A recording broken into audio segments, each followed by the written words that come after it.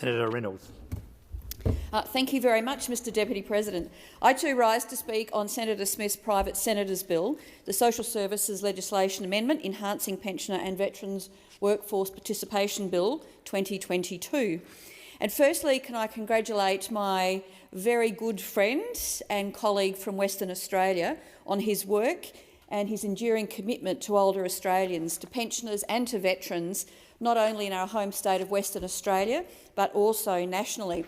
And contrary to what Senator Ayres has just told the chamber, this is a project of passion for Senator Smith for his entire time in the Senate, and he's worked tirelessly for older Australians and also for grandparents and increasing grandparents' rights in particular, who have responsibility for children.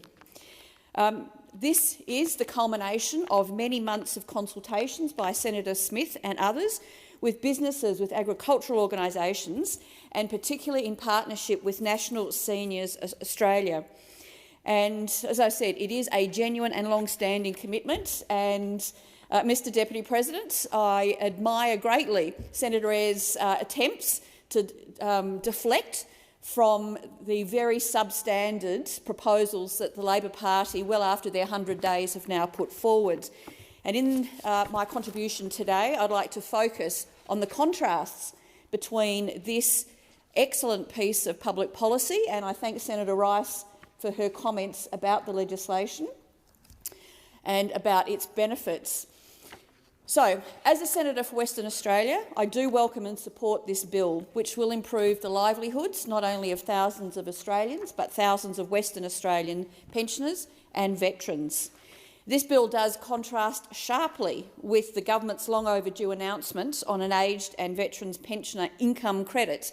And again, I note that it took Senator Ayres probably 10 minutes of rewriting history of the previous government before he was able to very lightly touch on the benefits, as he saw it, of Labor's Emperor with no clothes policy. And I'll explain why it is so deficient. As Senator Smith said, it is a very lukewarm response at best.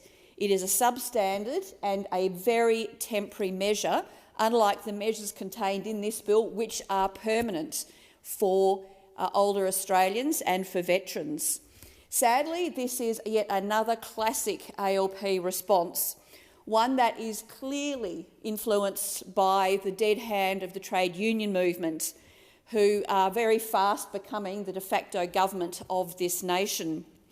Not only is the Labor announcement too little too late for many Australians, but as I've said, it is a very poor attempt to copy our policy that we announced in June of this year. In June, let me remind the chamber that the Coalition announced our policy to double the amount of income that aged pensioners and veterans and service pensioners can earn without reducing their pension payments. This is something that we put forward in June, and as you can see, it is now sitting before a Senate committee, which completely and utterly disgracefully, Labor is now stalling so that there have been no hearings on this bill yet in the Senate committee, which is something that I also joined Senator Smith in calling for. So let's now compare the two. Let's contrast the two policies. Our policy is to increase the amount that can be earned each fortnight from $300 to $600 for individuals or $1,200 for couples, without impacting on their pension payments. Now, Labor's plan will allow pensioners to work only an extra 4.25 hours per fortnight. That's right, I will say that again, only 4.25 hours per fortnight, which is just over 2 hours per week. That is pathetic. In contrast, the Coalition's Aids Pension and Veterans Reform Initiative, pensioners can earn an extra $7,800 for this financial year and for future years, which again contrasts sharply with Labor, who are just introducing a very light touch policy for 4.25 hours per fortnight. But again, under the dead hand of the unions, they're not making this permanent, and that is a complete and utter disgrace. So our policy, in contrast, is an extra $7,800 on top of the $7,800 which is currently the maximum income allowed to be earned under the work bonus. That currently brings, so this will bring the total amount per year under our plan to $15,600 per year. That's an extra $300 on top of the $300 that can be earned every fortnight. So the Coalition's plan allows pensioners to work an extra 8 hours every fortnight or 4 hours every week before they are penalised.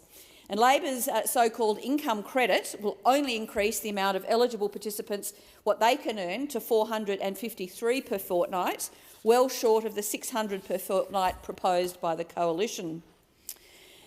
The Coalition's policy also extends the period in which age and disability support pensioners are required to reapply for payments when their employment income exceeds prescribed limits.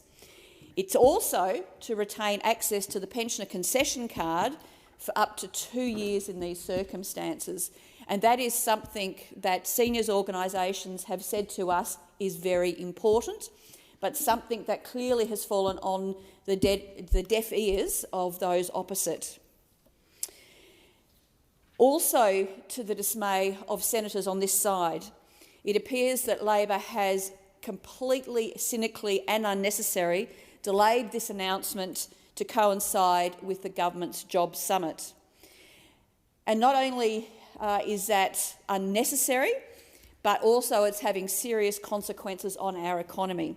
By delaying this for over 100 days, eligible participants have not yet had the confidence to work. So during the first quarter of this financial year, which is a critical time in our nation's economy, people have not been able to go out and start filling some of those jobs.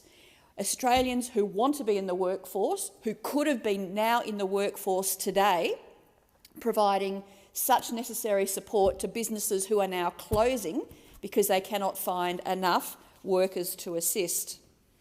Now, as Senator Smith asked, rhetorically, through the chair to Senator Ayres, is why are we waiting? Why are we waiting? And despite all of the revisionist history we got from Senator Ayres, there was no answer. And in my own home state of Western Australia, businesses and communities are battling staff shortages each and every day. Businesses are closing. Small business owners in particular are struggling to do all of the extra hours to keep their businesses open. And according to the ABS, there are 107,000 people aged between 60 and 69 who are not in the labour force. They're not retired, but they are not employed, but they want to work. Australia's labour shortage, while bad right across this nation, is even worse in my home state of Western Australia. And despite that, the Labor Party, for all of their rhetoric about, yes, we care about Western Australia and we understand you're the financial engine room of our nation, guess how many delegates we had from Western Australia? Colleagues, guess how many we had from Western Australia? 10, 5? It was 7. So you were close. 7 from the state that is the most impacted by job shortages. There were 7 delegates from my state. That is a complete and utter disgrace, and as Senator Scarr describes it, it is a disgrace and a shame. So in Western Australia, we need every able-bodied person who can work and wants to work to be able to work and to be contributing to the workforce.